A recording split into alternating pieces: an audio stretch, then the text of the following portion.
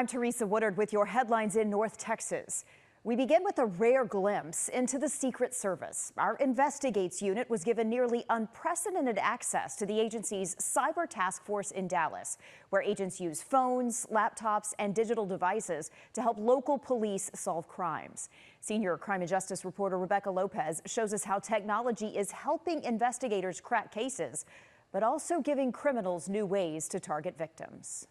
Inside this U.S. Secret Service lab, the evidence is often invisible at first. It may be buried in a phone, stored on a laptop, or hidden inside a device most people would never notice. We'll extract all the data that we can from those devices, and we provide that data back to the investigators so they could further their case. That work can touch almost every kind of criminal case because almost every part of our lives now leaves a digital trail. Federal authorities say across the nation, cybercrime is up, and the criminals are getting more sophisticated in ways to dupe the public. They're able to clone your voice, clone your likeness, make very, very convincing pictures, convincing videos, and convincing audio.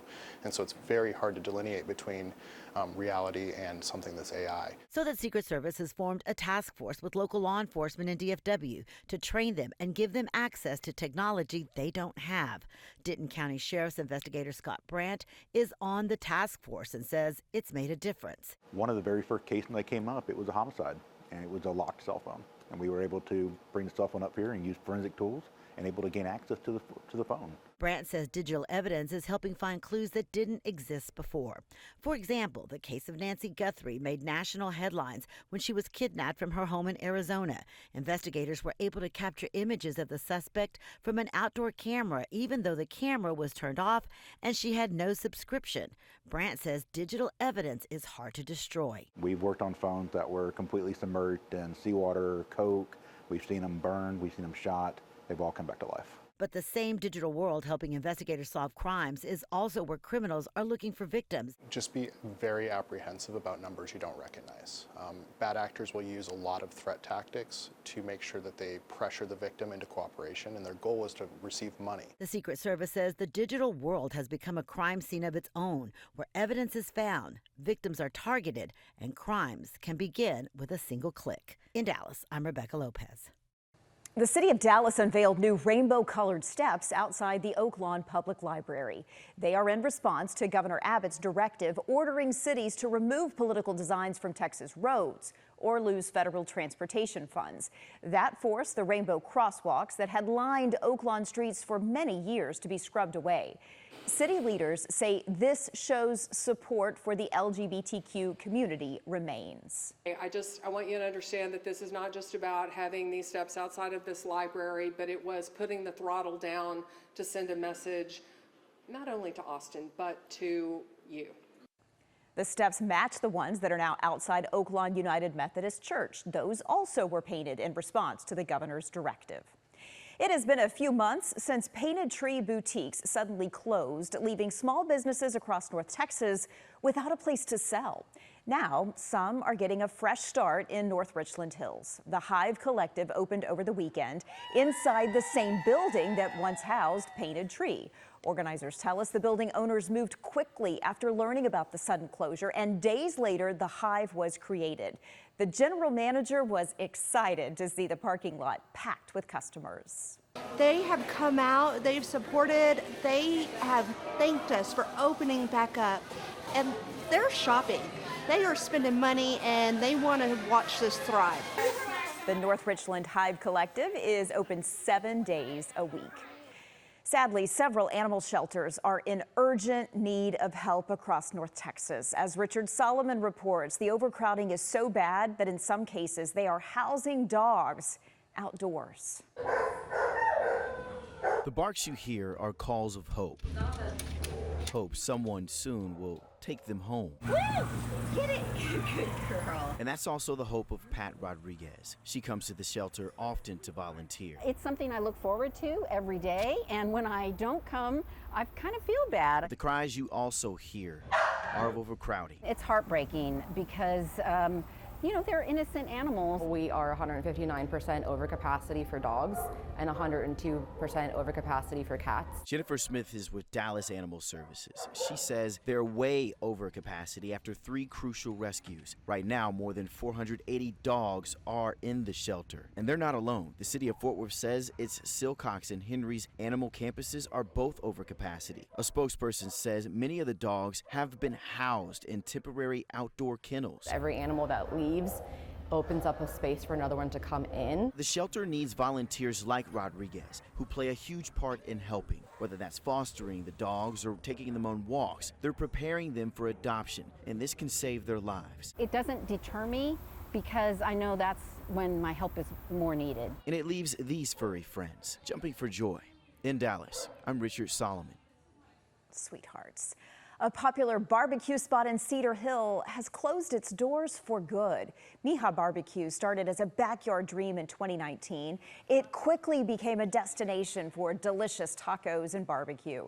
The owner tells us after years of growth, business started to slow down in October, and then rising prices made it difficult to get back on their feet. I mean, when I started this, you could get good brisket for $2.50 a pound. Now $6 a pound. If I can't afford it, and then I also can't afford to sell it for what I need to, and they can't already afford it for where it's at, it's a downward spiral, and there's nothing I can do about it. Mija Barbecue officially shut its doors late Saturday night. A professional matchmaker was suddenly in need of a match of her own. As Mitty Hicks reports, she found the life-saving help close to home.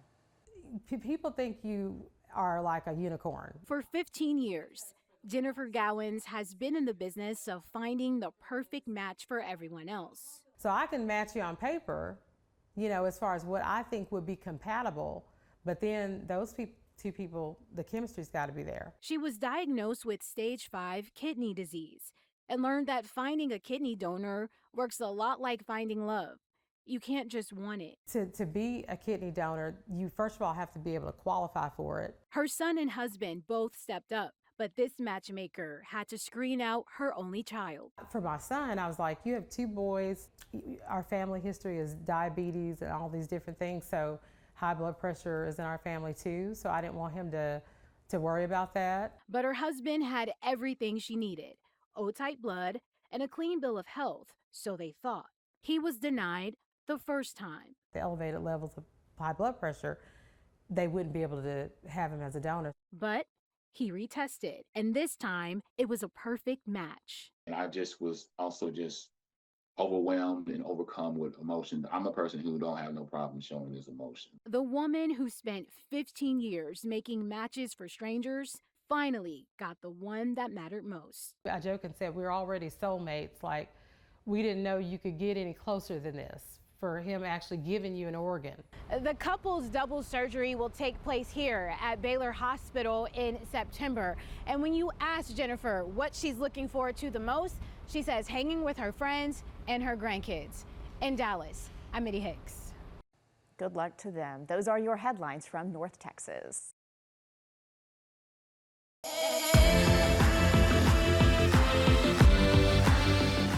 Let's take a look at today's headlines from Houston. I'm Katira Winfrey. Starting with a Friendswood boy. He's back at home and recovering after he was attacked by a shark while on vacation in the Bahamas. 12-year-old Parker Roll and his family had taken a boat to visit several islands when Roll and his 16-year-old brother Jack swam across a shallow bay while the rest of the family followed well behind when a shark bit his leg. I just remember looking down and seeing a head over a foot wide just clamped around my calf, and at that point I didn't feel it, so I just walked onto the side, but after that I couldn't walk. So he jumps out and he's screaming, and I see this massive gash on his shin, and I was like, that needs to be stopped. So I took my swimsuit off and then immediately ran over there and just wrapped it up and tried to stop the bleeding. I'm very thankful he did, because at the rate I was losing blood there, could have been fatal, because, you know, I also don't have that much blood. I'm very little. Ooh, well, Roll says it was about a 60-mile boat ride back to civilization where there was a stretcher and ambulance waiting to take him to a hospital. Doctors said Roll should be walking in 2 to 3 weeks, but they'll reassess when the stitches come out. Nearly 16 years ago, 3 teenage girls were killed in what investigators say was a drunk driving crash. A survivor, overcome by grief, would later take her own life. Since then, the man charged in the case has been living in his native country of Nepal. Now the victims' families, with the help of local advocates, are renewing their push to bring him back to face charges. Megan Reyna has the story. It's very emotional. July 9, 2010, Roxanne Alanis got a call that night. Her 13-year-old sister had been in a car crash. Her lifeless body was under the sheet. That's the image that never leaves. Investigators say a drunk driver ran a red light and crashed into a Ford Excursion, killing 13-year-old Avianca Cortez, 17-year-old Rashonda Rayleigh, and 13-year-old Detriana Davis. Surviving passenger, 14-year-old Benicia Davis, later died by suicide. 3 days after the crash, charges were filed against the alleged drunk driver, Shejan Tamlashina. However, they say he had already fled the U.S. to his native country of Nepal. For someone to do what he did and inexplicably be allowed to remain out, and then within 24 hours he's out of the country, I mean, what a cowardly act. So for nearly 16 years, these families have been waiting for justice. It's been frustrating since the moment we found out he flew on that plane. Lavoshe Hendry with Legends and Legacies Houston, Inc. and Andy Kahn with Crime Stoppers of Houston are trying to finally end that wait. I mean, obviously in the perfect world, it would be brought back tomorrow. In a perfect world, he would have been here 3 yesterdays ago. They have the support of the Harris County District Attorney's Office. However, they are now trying to reach as many lawmakers as they can because the United States doesn't have a formal extradition treaty with Nepal. I've been in touch with our governor. I've been in touch with our lieutenant governor. I plan on being in touch with a lot more people.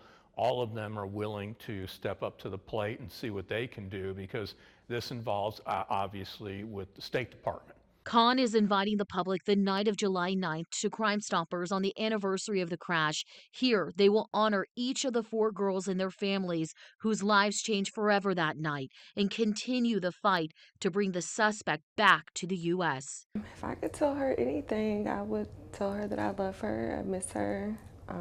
I wish I could have seen her grow up. And I can't wait to the day that we do get justice. Reporting in Houston, Megan Reyna, KHOU 11 News. In Houston's East End, a well-known street now has a new name after a decision that drew citywide attention. Houston City Council unanimously approved the name change from Cesar Chavez Boulevard after reports revealed accusations of sexual abuse against the late labor leader. It's now Joe E. Ramirez Boulevard. Joe Ramirez grew up in Magnolia Park in Houston's East End and enlisted in the Army when he was 18. Troy Kless spoke with his family about Ramirez's sacrifice and carrying on his legacy. Legendary to be in my eyes, he was legendary. This family takes great pride in their patriarch, Joe Chaco Ramirez. This is Joe Ramirez Jr. He grew up here in Magnolia Park in the East End of Houston. All of his sisters grew up here. This was their home. But I think he just wanted to get out and experience something new and something different, which is why he joined the Army at age 18 in 1950. He joined the Army's 1st Cavalry Division and served in the Korean War, fighting up the entire Korean peninsula to the North Korean border, where the Chinese entered the war with human wave attacks. We couldn't kill him fast enough. And he said we eventually ran out of ammunition because bodies were stacked up because we ran out of ammunition. His men had no choice but to surrender, and he became a prisoner of war for 33 months. His granddaughter, Brittany Ramirez, heard the story of how her family learned he was alive. One of his sisters who saw an article in Newsweek magazine, and it was a picture of all the POWs. And there he was. Chaco was front and center on the cover. Working together, his 8 sisters wrote a letter to the Chinese government. They were like, please let our brother be one because he's our only brother. And if he were to die, the name dies, our legacy dies, our bloodline dies. He was later released in a prisoner exchange and returned home to Houston. What's called PTSD now did not have a name when Joe returned. He would talk about pacing the house at night. He couldn't sleep. He said it was too quiet. But his granddaughter didn't know the weight he carried. He was just always happy, always there for you, always a family man, always ready to serve others. He missed serving and his colleagues and re-enlisted 3 months after coming home, serving 20 more years. I know that he's deeply missed in this community, especially on this street, but he's deeply missed in this family. And so I'm really proud that every day, I cannot wait to see that sign. Chaco inspired his son to serve, who worked his way up to Brigadier General. So before we had a nation, we had our military services. The story of service is one many can relate to in the East End. No frills, low income, but went on to do what he did simply because he believed that this is the right thing to do. For his duty, Chaco will be honored by his country and this city. In Magnolia Park, Troy Kless, KHOU 11 News. Well, that's a wrap of your Houston headlines. I'm Katira Winfrey.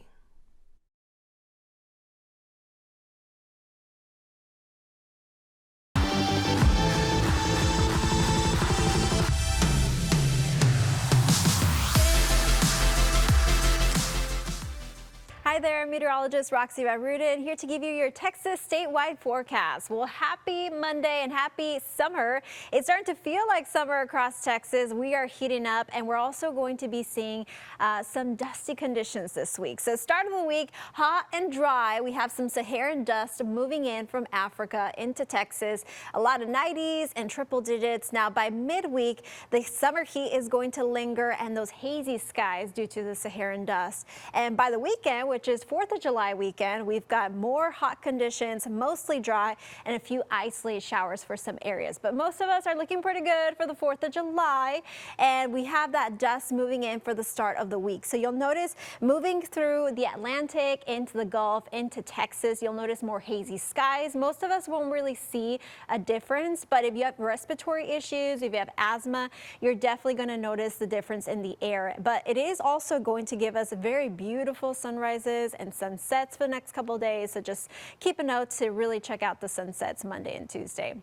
All right, as we look ahead, things should clear up by Wednesday. We do have some few isolated showers on Monday and Tuesday in West Texas, my hometown, El Paso. It's going to linger out west, but most of us stay dry, really hot. We have a high pressure system settling in, so a lot of this moisture really isn't going to make it through because it's just too hot. By Wednesday, you'll notice some rain in the Texas Panhandle, maybe a little bit out east, very far east. And then by Friday, you'll notice a little bit of south central Texas. So this is still pretty far out, but I think we're going to be pretty hot, that a lot of this moisture is going to evaporate before it gets here. So Saturday morning, not picking up much, but Saturday night, this particular model is picking up some activity. So we're just going to have to wait and see. But for the most part, most of us are going to stay dry. So for 4th of July weekend. And speaking of the rain, we do have a much better drought monitor in Texas compared to a couple months ago. Our drought monitor is looking so much better after all the rain we got to see the last couple months. So definitely an improvement. All right, let's take a look at your weather. So starting off in West Texas, El Paso, we've got upper 90s today, tomorrow, and Wednesday. Lubbock, you're looking a little windy today. Some isolated showers for your Tuesday and your Wednesday. Midland, 97 today with some isolated showers, 94 on Tuesday and on Wednesday. Central Texas, in Austin, we've got upper 90s for the next 3 days. Waco, you're also looking at 99 today, 96 on Tuesday, 97 on Wednesday. And Fredericksburg, you're looking a little windy today. It's going to be breezy and gusty at times, 93 on Tuesday, 94 on Wednesday. Our friends in South Texas, here in San Antonio, 95 degrees today, tomorrow, 94 on Wednesday. Corpus Christi, you've got low 90s for the next 3 days, and Laredo, triple digits for the next 3 days. All right, our friends in North Texas, starting off in Dallas, triple digits today, 99 on Tuesday, 98 on Wednesday. Same thing for you, Weatherford and in Denton. All right, our friends in East Texas, Houston, you're looking at 92 today, tomorrow, 94 on Wednesday. Beaumont, a little bit of windy conditions on Monday, 93 on Tuesday, and some isolated showers on Wednesday. Tyler, Texas, 98 today, partly cloudy skies, 97 on Tuesday, 98 on Wednesday. And down in the valley, of course, McAllen, 100 triple digits today, windy conditions, and then you'll clear out from those winds Tuesday, Wednesday. Brownsville also looking windy today, and Mission looking windy today. But you're keeping the heat. And here's a look at your extended forecast with the weekend in view. So have a wonderful 4th of July weekend.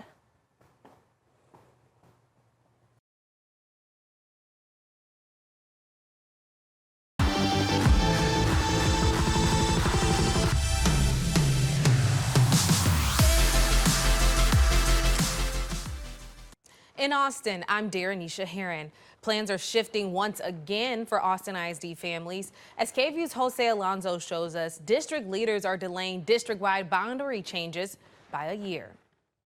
Multiple Austin Independent School District campuses are now closed, and the district must navigate where these students will attend class and which active campuses will engulf those previous boundaries. It would make sense to me if there's an ongoing review of population shifts and development locally. Austin ISD parent Aaron Zayer says the Crestview community is keeping one another informed about the district's changes by holding community meetings at Birdhouse Books. School closures, boundary alignments, resources and consistency in resources across different schools are a big challenge and are a lot to keep up with and understand. Austin ISD planned to introduce boundary changes in the 2027-28 school year, but now it's giving itself more time. A press release from Superintendent Matias Segura says, quote, instead of implementing district-wide changes for the 2027-28 school year, the comprehensive realignment will now target implementation for the 2028-29 school year.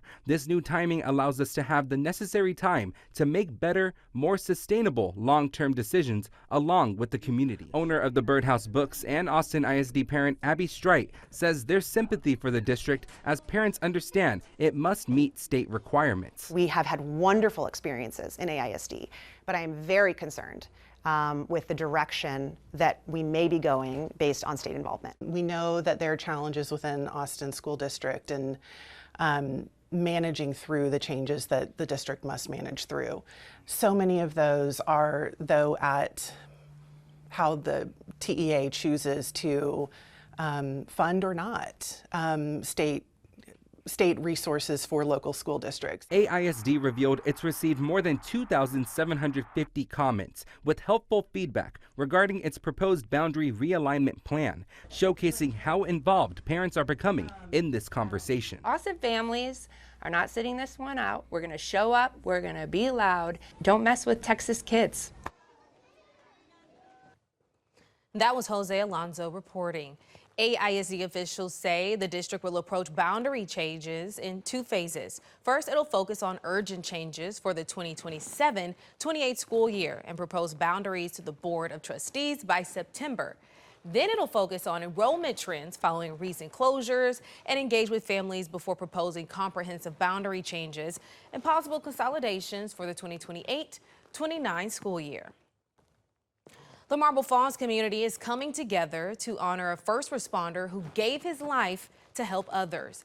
Michael E. Phillips served in the Marble Falls Area Volunteer Fire Department for 30 years. Eventually, he became the fire chief. During last year's tragic floods, Phillips' vehicle was swept off the roadway by floodwaters during a service call. His body was never found. Over the weekend, officials opened a new fire station in his honor on Saturday in Marble Falls. Skydivers carrying the Texas flag dropped into the celebration. The community and neighboring fire departments came over for food and games. The new fire chief, Derek Curtis, says this project meant a lot to Phillips. Curtis says it shows how much of an impact Phillips left on the community, and this station is just a small piece of his legacy. He was like a father figure to a lot.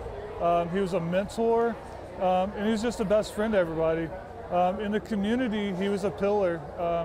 Everybody could go to Mike, and if they needed something, and he would just touch everybody's life that he was around.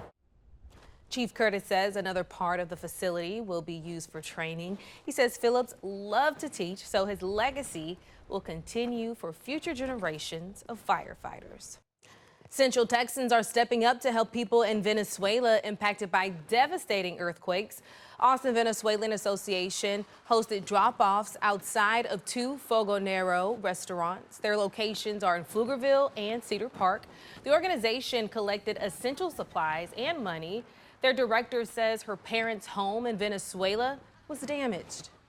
So they are able to go back, yes, but you don't know if the building will crack more with the replicas that are being done over there. So getting out of Venezuela, it's kind of difficult also right now because the airport is closed. Just opened yesterday one of the airports that it's nearby, so not even the main airport, because it was damaged. You can find a link to the GoFundMe on our website, but just look for the story on KVUE.com.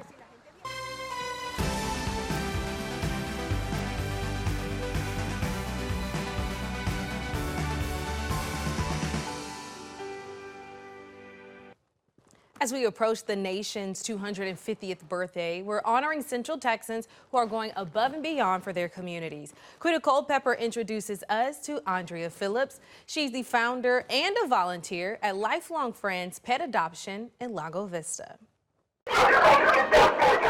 At Lifelong Friends Pet Adoption, I can't believe it's been 30 years ago. Pictures of dog days gone by are posted on the bulletin boards, each one with a tale to tell. Time flies when you're having fun. Come on in. They're reminders of Andrea Phillips' 30-year legacy of saving helpless and abandoned animals and finding them loving homes. Sometimes they're brought to us, sometimes we find them abandoned on the street and they're starving to death. Phillips and her volunteer crew rescue dogs and cats in the North Lake Travis area. There isn't really an animal control department in this area, and there was a real need out here. The need is even worse now because the population has grown out here. Phillips started Lifelong Friends to find a new purpose in her life. I was needing something to do and to fulfill, an empty space that I had at the time. She never expected so many years later she'd still be saving lives on a shoestring budget. We don't have funding from the county, we don't have funding from the city. So we take them in, we get them vetted, we get them spayed and neutered, we get their shots, and we do all of that for the last 30 years on nothing but donations. Each furry friend gets the help they need, like this good boy. Bear, one of our dogs, had a broken hip. He had been hit up 1431 by a car. Bear is now happy, healthy, and ready for a forever home, thanks to Phillips and her team of volunteers. And I think there would be an awful lot more suffering going on without us if we weren't here. Of course, Phillips and Lifelong Friends can always use your help. If you'd like to volunteer or donate, just look for the story on our website, KVUE.com. I have the deepest honor of announcing you, husband and wife. You may now kiss your bride. Congratulations, y'all.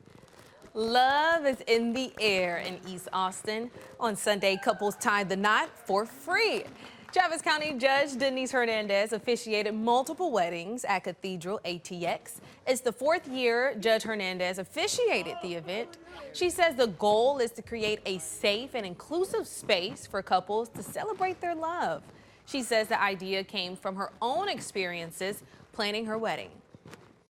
When I began planning my own wedding with my wife, we had experienced a lot of discrimination for being a gay couple.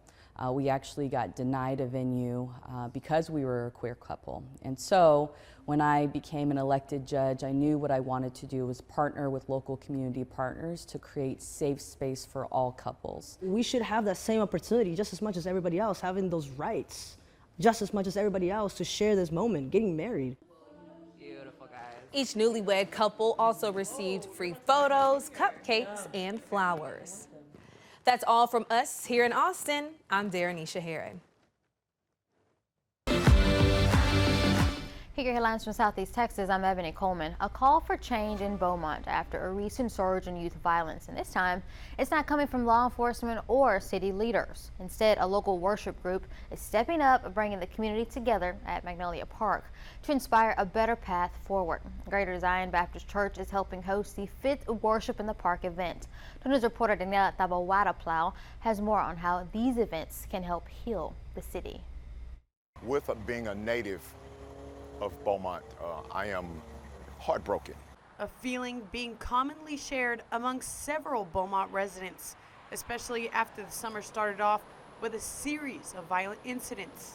It seems like it's every day, but it's at least been for the last several weeks. Almost 3 weeks ago, Beaumont experienced 2 deadly teen shootings that happened only 72 hours apart, taking the life of an innocent bystander and a 17-year-old. It's news that takes a toll on the community, and now the community is turning to prayer for hope. This is about the people of Beaumont wanting a better place. We want less violence. We want our children safe. And this is a way we can come together. For the past few months, the community has come together for a special event called Worship in the Park, an initiative that allows folks to take time to get together and pray for a better Beaumont. Certainly all the viewers care about our youth, certainly care about the violence that occurs here. And although prayer and worship isn't where it starts, but it can be a beginning part. This coming Worship in the Park will be led by the Greater Zion Baptist Church, and Pastor Barker will allow youth to feel the love from the community. A lot of times children just need to have, to be loved where they are. And I believe that could help tremendously steer us in the right direction. That was Daniela Tabawara Plow reporting. Mayor Ward West says there's only so much the city and law enforcement can do to help our youth. He says the community still needs to step in, and prayer is a good first step.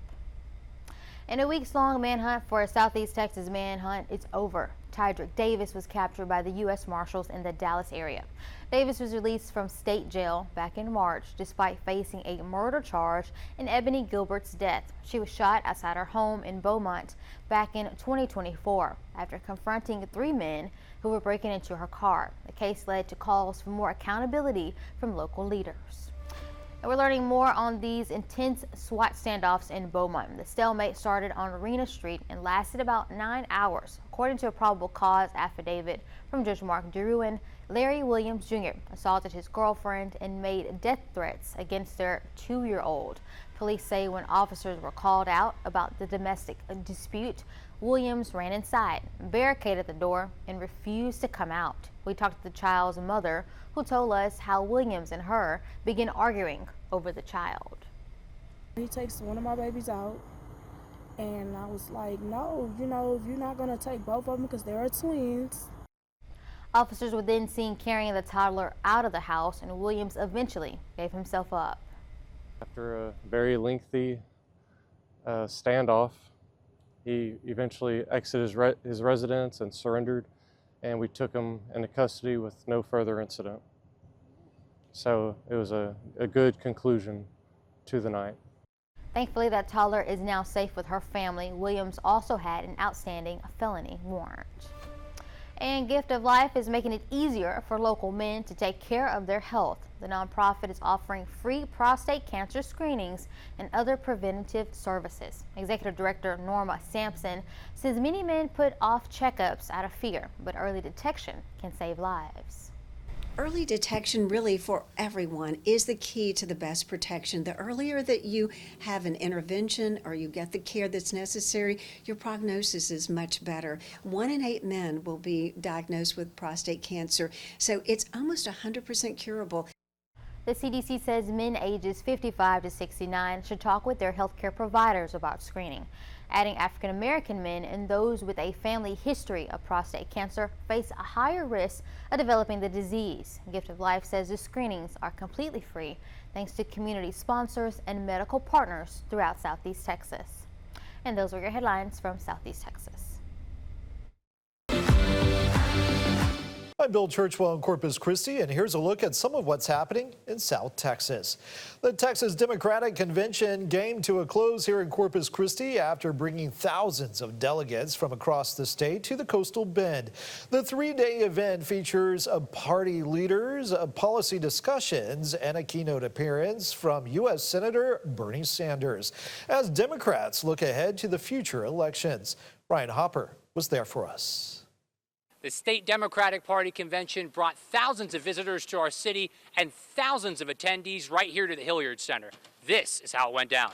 The thousands of delegates hoping to showcase the party's diverse coalition as Democrats chase their first statewide win in 32 years. We have a big tent. We all have a voice here.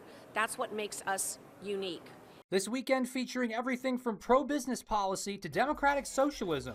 But most of the crowd on Saturday is feeling the burn. Since 1975, nearly $80 trillion in wealth has been redistributed from the bottom 90% to the top 1%. Sanders imploring Democrats to run on a bold, transformational agenda.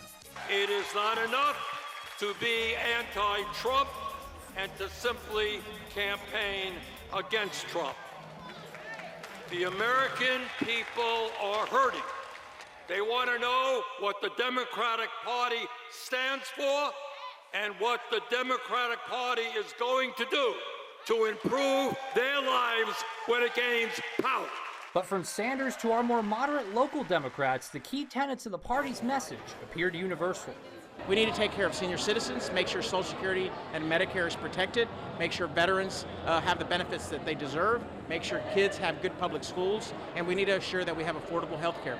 A former party chairman boiling it down even further. We're for you. We're not for the billionaires.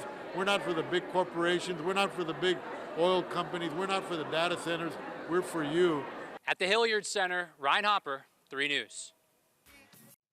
The Robstown Police Department is undergoing a major transformation from a multi-million-dollar renovation project to a new fleet of patrol vehicles and a stronger focus on gang enforcement.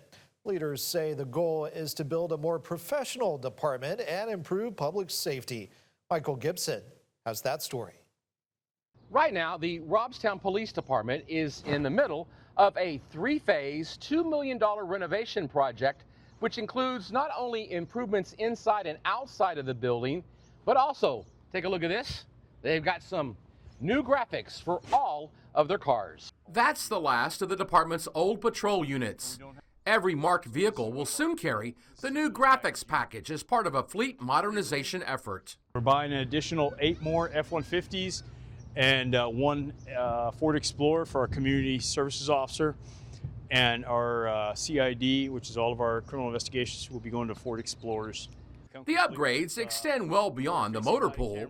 Inside headquarters, offices are being renovated and reconfigured for modern police operations. The building originally opened as a bank back in the 1920s, and officers still use the original vault. So this is going to be our equipment storage room. This is where we're going to have all of our extra uniforms, ammo supply. We'll have all of our weapons placed in here. Department leaders say the project is about more than appearances. They say it's part of a broader effort to strengthen training, accountability, and of course, community trust. The agency has not always had the best of reputations, and I think we all know that. My goal is to come in here is to make this place a professional police department because the citizens deserve it. That mission comes as officers continue targeting gang-related crime.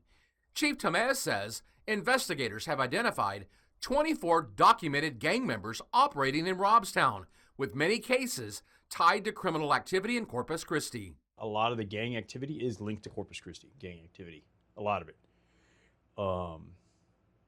Obviously, I can't talk about a lot of details because some of these are still big open investigations, but the beauty of it, man, is that you have two agencies and officers talking with the 2 agencies working together to solve crime. So the department now has 4 officers assigned to gang enforcement duties, in addition to their own patrol responsibilities. Police leaders say the combination of upgraded facilities, new equipment, and targeted crime-fighting efforts is helping position the department for the future. From Robstown, Michael Gibson, 3 News. And that's a quick look at some of what's happening in South Texas.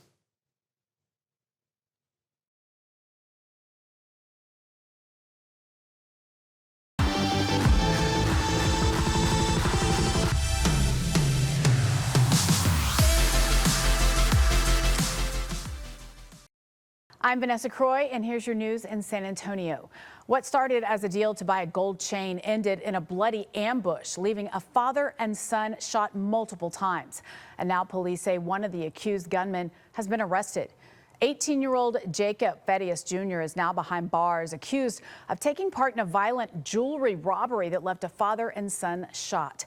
Police say the victims went to a home off Baywell Drive on June 17th to buy a gold chain they found on OfferUp. But investigators say the sale was a setup. According to an arrest warrant, Fadius and another unnamed suspect pulled out guns, demanded cash, and then started shooting. The son was shot twice. His father shot multiple times, but did manage to return fire, according to police. Detectives say surveillance video and a photo lineup helped identify Fadius as one of the armed suspects. Police have not yet said if the other accused shooter has been arrested. A deadly crash in Karnes County claims 4 lives. 3 of those killed were siblings from San Antonio. KENS 5's Mike Jimenez has the latest.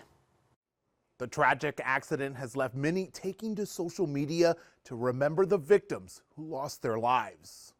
Now, according to a preliminary report from the Texas Department of Public Safety, the crash happened around 8 a.m. Thursday, June 25th on U.S. Highway 181 near Hobson Road in Karnes County. Investigators say the driver of a Jeep Grand Cherokee was headed northbound on 181 when he lost control, crossed into the opposite lane, and crashed head-on into a Chevrolet Tahoe. 3 people inside the Jeep were from San Antonio. The driver, 23-year-old Fernando Espinosa, front passenger, 18-year-old Elora Espinosa, and rear passenger, 25-year-old Abigail Espinosa. They all died from the crash, according to DPS. Officials also say the driver of the Tahoe, 40-year-old April Marie Green of Poth, was the only person in the SUV. She was pronounced dead at the scene. The Breadbox Bakery and Cafe posted on social media that Abigail was an employee and that their hearts are broken. They also posted her family lost her brother and younger sister. The Breadbox also posted, quote, "There are no words that can ease the pain of losing 3 children. We ask that you please keep the Espinosa family in your prayers during this unimaginable time." DPS officials say the crash remains under investigation. Mike Jimenez, KENS 5. Video shows the moments a San Antonio police officer shoots a wanted felon who was on the run. That man survived and is now facing additional charges. Before we show you the video, we want to tell you it is violent. Come here, come here! What did I do to you? Shit, right here. Right here. Hey, he's got a gun! He's got a gun! Stay down! You're looking at body cam video showing the moments Officer Matthew Corey struggled with that suspect after chasing him down. Police say 31-year-old Hector Carreño was wanted on several felony warrants, and officers had been tipped off about where he was off Chihuahua Street. It happened on May 29th. Video from the struggle shows the moments when the officer spotted Carreño had a gun. During the struggle to detain the suspect, the officer observed the suspect had drawn a gun with his right hand. Here, right here. The officer broke contact with the suspect and announced the suspect had a gun. Hey, he's got a gun! He's got a gun! Carreño was hit and rushed to the hospital. He was booked while he was in the hospital, and now he's facing a charge of aggravated assault on a public servant. The officer has been with the police force for 2 years and has since been placed on administrative duty while the investigation continues. A woman is now accused of deliberately setting a fire to a Somerset church and then walking away as the flames spread. Alexandra Arezola was arrested on Friday, accused of starting a fire at the Somerset Methodist Church. According to an arrest warrant, surveillance video shows Arezola trespassing on church property, scattering donation items, and then using a lighter to ignite cardboard boxes on the church's porch. Somerset police say she walked away as the flames started to grow. They say surveillance video, prior law enforcement contacts, and statements from witnesses helped identify her as the suspect. San Antonio now fighting back against Bitcoin scammers. New warning signs are going up on cryptocurrency machines across the city. Investigators say there are roughly 200 Bitcoin machines across the city, and the new ordinance requires businesses with those ATMs to post the posters in a visible location. Businesses that don't could face a fine of up to $500. Police say older adults are mainly the ones targeted by the scammers who manipulate victims to deposit large sums of money into the Bitcoin ATMs. They might tell you that someone's in trouble and we need you to pay. The main one, though, that we kind of encounter is that law enforcement stating that there's a warrant out for your arrest and they're wanting you to go ahead and pay your fines. The way they'll tell you to pay the fine is not go down to the local municipality or police station and pay the fine. They're going to tell you to pay it through Bitcoin, and they're going to go ahead and keep you on the phone. Police tell us that once your money is inserted into the machine, most likely it's gone for good. Detectives once again say the scammers create a sense of panic, keep their victims on the phone. So they say their best advice is if you get a suspicious call to just hang up. The Guadalupe County Sheriff's Office is rolling out a new motorcycle unit aimed at cracking down on reckless driving. The Sheriff's Office has added 3 new Harley-Davidson motorcycles to its fleet. Sheriff Joshua Ray says the new unit will focus on traffic enforcement in school zones and on county roads. They say the motorcycles were purchased using asset forfeiture funds, meaning your tax dollars weren't used. The new motorcycle unit is also expected to make its first debut in the Seguin 4th of July parade. And that's your news here in San Antonio. I'm Adriana Alexander. Here are your headlines from Central Texas. After months of renovations, the Beltonian Theater officially reopened Saturday under new local ownership with plans to preserve its history while creating a new home for movies, live entertainment, and community events. The historic theater first opened in 1922 but closed last year, leaving many in the community wondering what would happen next. Joey and Katie Carlin, who have called Belton home since 2010, say they couldn't stand the thought of the building losing its identity and said this grand reopening isn't for them, but for all of the Belton community for years to come. We're starting kind of easy and low-key right now, and so just expect more to come. Starting small so that we can open up as soon as we can because we know the community's been wanting this. Now the theater will have free showings of The Wizard of Oz, and they ran all weekend. And the Carlins say they also plan to bring the upcoming Minions movie to the theater late this summer for families across the area to enjoy. When the bell rang at Fort Hood's fight night, there was one boxer who was fighting for a much more than a win. She was fighting as a mother and a soldier and a woman who finally lived out the dream she planned and put on pause. 6 Sports anchor Sydney Wicker has more on her story. Inside the ring at Fort Hood, Marissa Tate wasn't just fighting for a win. She was fighting for dreams that had to wait.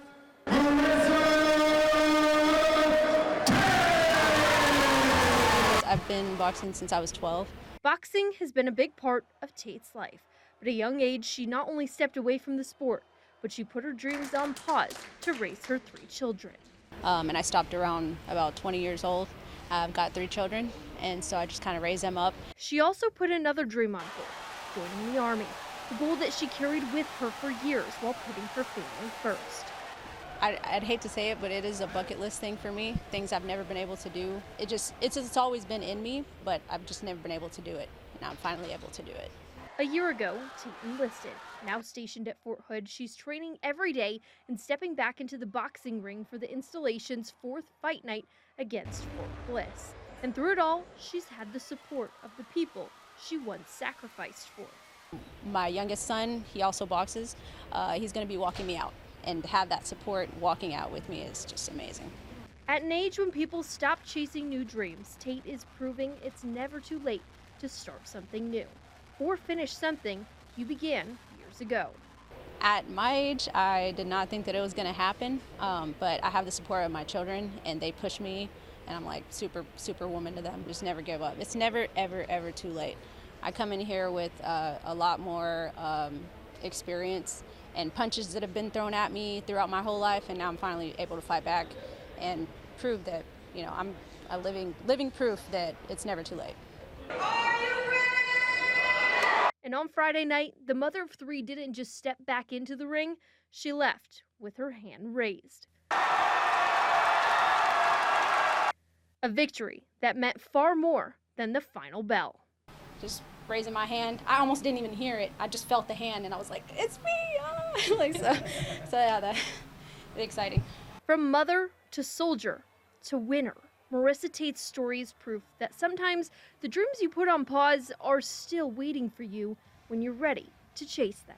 After that big sacrifice and being away for so long, I just had to prove 10 times more than that. Even though I made a small sacrifice to be away from them for a little bit of time, now I've been with them more than ever. I feel like I've done so much more now than ever with the military background and a little bit of boxing to add to my career that I also put on hold a long time ago, but now I'm doing it and I have the support of them, and I just want them to have somebody to look up to. I'm super proud of my mom. And those are your headlines from Central Texas. Hello, I'm Nayeli Carrillo, and here's what's making headlines across East Texas. Just weeks after 5-year-old Josiah Williams was shot, Tyler residents took to the streets Saturday with one message: enough is enough. As Josiah continues recovering, the FBI is investigating the shooting, and a $25,000 reward remains available for information leading to an arrest. Against the backdrop of several recent shootings across Tyler and East Texas communities, members say they refuse to let violence become the norm. CBS 19's Blake Neubauer has more. The shooting of 5-year-old Josiah Williams shook Tyler. Saturday morning, dozens of families, faith leaders, and community members gathered outside of the Texas African American Museum before walking together to Woolard Park. The Peace Walk was organized not only in support of Josiah and other victims of violence, but also as a call for change as a string of shootings across the city and surrounding communities. It's very important. Stop the violence. Senseless, unnecessary. I'm sure it was very unnecessary.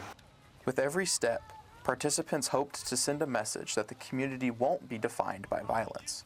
Many say they're especially concerned about what children are witnessing and want young people to see neighbors coming together instead of responding with conflict and gunfire. I feel like it's important to have these things to bring the community out and just kind of get the youth involved, because, they need to be seeing some positive things. Organizers say Saturday's walk is just one step in a much larger effort. They hope conversations sparked here lead to stronger neighborhoods, better relationships, and fewer families forced to cope with the heartbreak of gun violence. We gotta get back to praying, y'all. We gotta get back to praying, showing love, and always having each other back. In Tyler, I'm Blake Neubauer, CBS 19. Students from Forest Park Middle School in Longview are now back home after spending a week representing East Texas at the annual Technology Student Association Conference in Washington, D.C. 8 students competed in events testing their leadership, creativity, and technical skills. They spent months preparing projects that required extensive planning, research, precision, and hard work before reaching the national level. Many of the events drew hundreds of entries from across the country, making the competition highly selective. Events are hard to qualify for, especially to the semifinals, because there's just hundreds of entries, so anything can really happen in that kind of thing. So especially with these 2 events, there were a lot of doubts on whether or not these would even advance in the first place. Students say the week-long trip was both challenging and unforgettable, but are grateful for the opportunity to represent East Texas. That's a wrap of your East Texas headlines. I'm Nayeli Carrillo.